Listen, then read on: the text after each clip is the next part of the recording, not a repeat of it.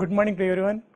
I am Dr. G. Shabir Ali, Head of the Department, LLM and Research Coordinator, VM Salgaonkar College of Law, Miramar, Panaji.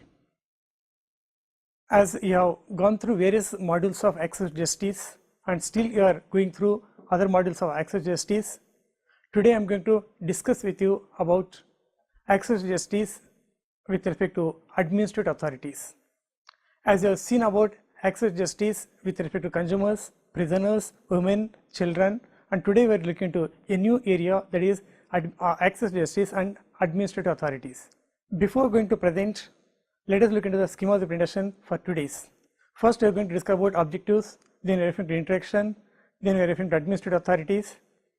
Then next area we are going to discuss is administrative discretion. It again divided into two categories: absolute and arbitrary state action, principles of natural justice, misconduct or fail to perform the duties. Then we are having different procedures: domestic inquiry, departmental inquiry, which again consists of departmental action, disciplinary proceedings, appeals, revision, review, and conclusions. So after going through the schema of study, first let us look into what are the objectives of this study. So after going through today's presentation, you will understand the administrative services which are established in India from time to time after independence, to appreciate the concept of administrative discretion, to find out the various principles of natural justice, to know and appreciate application of these principles of natural justice to administrative authorities. So before going to that, let us look into introduction. In a welfare state like ours, welfare of the state lies in the happiness of its subjects, that is the public. State makes welfare laws, and to enforce the laws to safeguard the rights, upliftment and welfare of the public, administrative authorities are important, and various types of administrative authorities are set up in India. The object of welfare state is achieved with the help of competitive administrative authorities. Development and progress of any country and implementation of directive principles of state policy, which are laid down under Part 4 of the Indian Constitution. For its effective implementation, we require effective administrative authorities. The establishment and appointment of administrative machinery falls on the union and state governments. The efficient administration of the government and the successful execution of all policies, schemes or programs or plans of the state or other authorities depends upon the members of the center as well as state services, or those who are in the services of local and other authorities. It is the service personnel who are appointed to discharge specific duties and responsibilities of the state. Ministers frame the policies. The lawmakers or the legislature make the laws.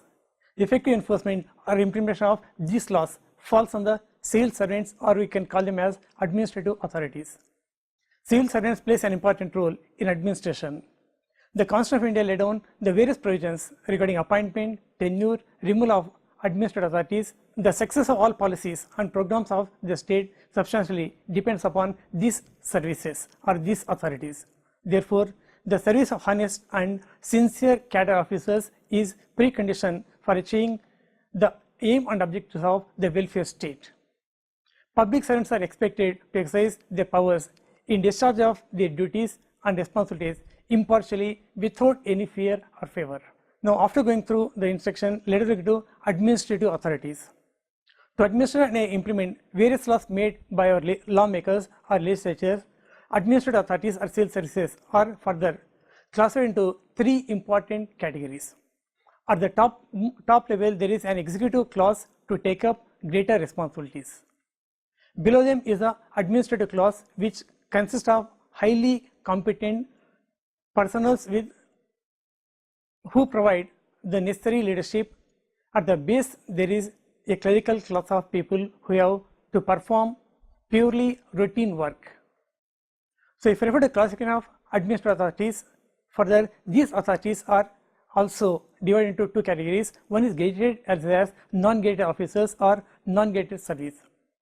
Generally, class 1 and class 2 posts, both under the center and state governments, are known as gazetted officers, though there are some low paid posts which are also gated and some high paid posts which are not gated as per the classification.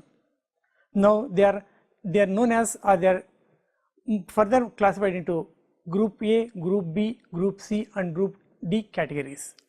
So earlier the classification was Class 1, Class 2, Class 3, Class 4. Now they are known as Group A, Group B, Group C and Group D. Civil servants are broadly classified into 3 categories: All India services for both centre and state. The second category is central services and third is state services. If you refer to All India services, there you can see the 3 important authorities, civil posts are IAS, IPS and IFS. So if you refer to central service as well as state service, that further classified into Group 1, Group 2, Group 3, Group 4, and these groups are further known as Group A, Group B, Group C, Group D. The civil services have been categorized into 3 categories as shown in the chart. All India services are regarded as the best suited to the federal system of any government. The officers of All India services are well experienced, efficient and responsible, and they are impartial. There are 3 types of All India services which are common to both center and state. They serve at the top position in the union and state government. They are Indian Administrative Service IAS, Indian Police Service IPS and Indian Forest Service IFS. And there is one more category known as IFS, that is Indian Foreign Service. And there are other categories of the persons who are appointed by other method of examination.